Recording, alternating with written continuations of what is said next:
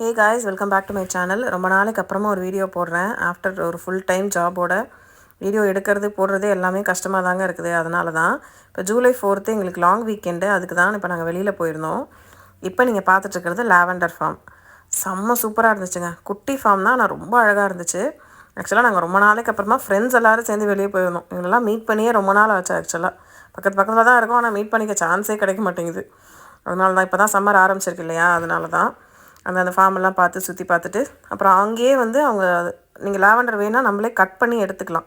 அதுக்கு இந்த மாதிரி பேஸ்கெட்டு சிசர்ஸ் எல்லாம் அவங்களே கொடுக்குறாங்க. பசங்க தான் ஓடி ஓடி எல்லாம் கட் பண்ணிட்டு இருந்துச்சுங்க. செம்ம ஜாலியாக இருந்துச்சுங்க. கிட்டத்தட்ட ஒரு 2 hours கிட்ட இங்கே நாங்கள் டைம் ஸ்பெண்ட் பண்ணோம். கட் பண்ணி நம்மளே அந்த பஞ்சையும் வாங்கிக்கலாம், பே பண்ணி வாங்கிக்கலாம். லாவெண்டர் மட்டும் இல்லை, இந்த குட்டி குட்டி ஃப்ளார்ஸும் வச்சுருந்தாங்க.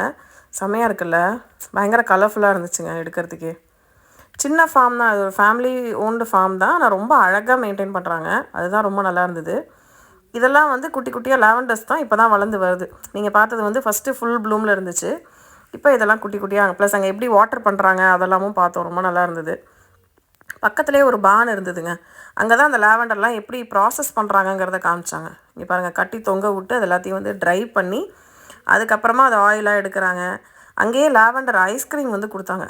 சூப்பராக இருந்துச்சு, நல்லா டேஸ்ட்டாக இருந்தது. ப்ளஸ் அந்த லாவெண்டரோட ஃப்ளேவர் வந்து சூப்பராக இருந்துச்சுங்க. இது வந்து லாவெண்டர் ஆயில் எப்படி எக்ஸ்ட்ராக்ட் பண்ணுறாங்க அப்படிங்கிறது, அதை கொதிக்க விட்டு இந்த மாதிரி இதில் வந்து ஃபில்டர் பண்ணி வருது. அது பார்க்குறதுக்கே செம்ம எக்ஸைட்டிங்காக இருந்துச்சு. இதுதான் அந்த பிஎன்பி ஃபேமிலி ஃபார்ம்னு. அந்த லாவெண்டர் ஆயில் அங்கே வச்சுருந்தாங்க. அந்த ஸ்மெல் வந்து அப்படி இருந்துச்சுங்க.